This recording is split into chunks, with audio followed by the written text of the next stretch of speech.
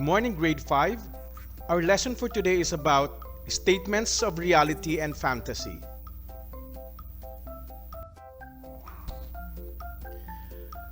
What is statements of reality? Statements of reality refer to events or situations that can happen in real life, or a story that tells about something that could happen in real life. Example of a statement of reality. Number 1. Women have the ability to give birth in life to another human being. Yes, it's true. That's what we call mother. And number 2, a caterpillar will soon turn into a beautiful and colorful butterfly. Another example of a statement of reality. Eating healthy foods will make your life longer.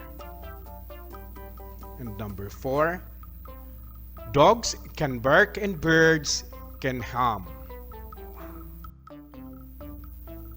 Now, what is a statements of fantasy?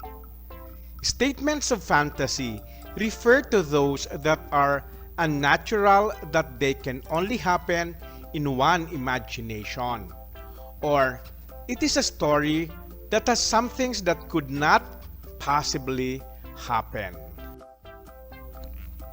Example of statements of fantasy. The man fell in love with the mermaid. And Aladdin and Jasmine rode the magic carpet and flew around the city. And another example of statements of fantasy.